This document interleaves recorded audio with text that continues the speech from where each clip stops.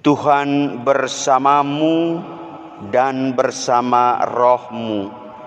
Inilah Injil Yesus Kristus menurut Lukas. Dimuliakanlah Tuhan. Dalam bulan yang ke-6, Allah mengutus malaikat Gabriel ke sebuah kota di Galilea bernama Nazaret kepada seorang perawan yang bertunangan dengan seorang bernama Yusuf dari keluarga Daud. Nama perawan itu Maria. Ketika masuk ke rumah Maria, malaikat itu berkata, "Salam, hai engkau yang dikaruniai, Tuhan menyertai engkau." Maria terkejut mendengar perkataan itu, lalu bertanya di dalam hatinya, "Apakah arti salam itu?" Kata malaikat itu kepadanya, "Jangan takut, hai Maria, sebab engkau beroleh kasih karunia di hadapan Allah. Sesungguhnya engkau akan mengandung dan akan melahirkan seorang anak laki-laki, dan hendaklah engkau menamai dia Yesus. Ia akan menjadi besar dan akan disebut Anak Allah yang Maha Tinggi. Dan Tuhan Allah akan mengaruniakan kepadanya takhta Daud bapa leluhurnya. Ia akan menjadi raja atas kaum keturunan Yakub sampai selama-lamanya, dan kerajaannya tidak akan berkesudahan." Kata Maria kepada malaikat itu, "Bagaimana hal itu mungkin terjadi, karena aku tidak bersuami?" Jawab malaikat itu kepadanya, "Roh Kudus akan turun atasmu, dan kuasa Allah yang Maha Tinggi akan menaungi engkau.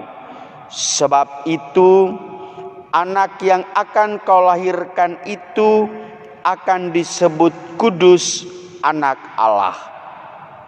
Dan sesungguhnya Elisabet sanakmu itu, ia pun sedang mengandung seorang anak laki-laki pada hari tuanya. Dan inilah bulan yang ke-6 bagi dia yang disebut mandul itu. Sebab bagi Allah tidak ada yang mustahil."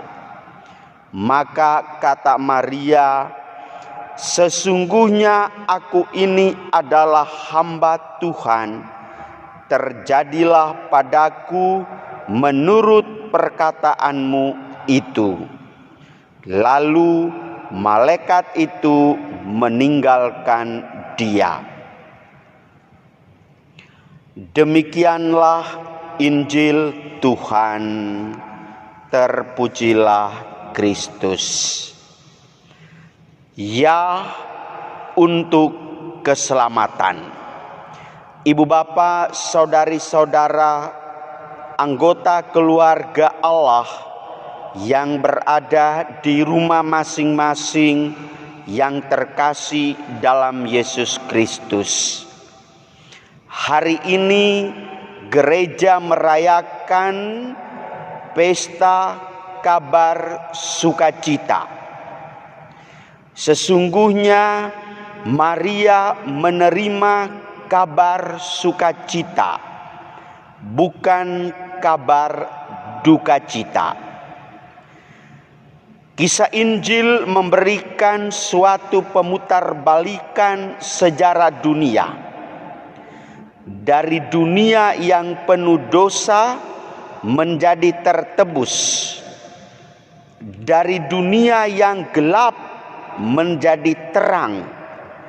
dari suasana duka, kecemasan, menuju hukum definitif karena memperoleh kemuliaan Allah. Siapa dan apa yang membuat titik balik sejarah dunia ini? Titik balik sejarah mulai dari Nazaret, yaitu kepada seorang perawan dengan status bertunangan. Dia diberi kuasa Roh Kudus dan kuasa Allah akan menaunginya supaya ia menjadi seorang ibu dari anak Allah. Saudari-saudara yang terkasih, Maria terkejut mendengar berita ini. Bagaimana hal itu bisa terjadi? Karena aku belum bersuami.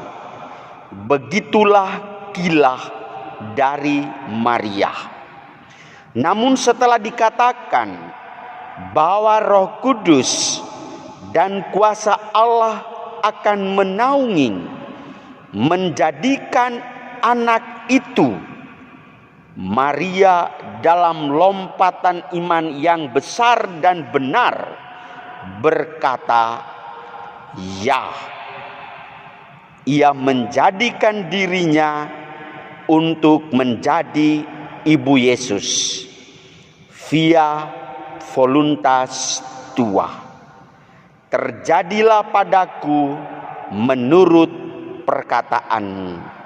Saudari-saudara, kita sebagai pengikut Kristus, apakah tidak bisa mengalami lompatan iman sebagaimana dialami oleh Maria?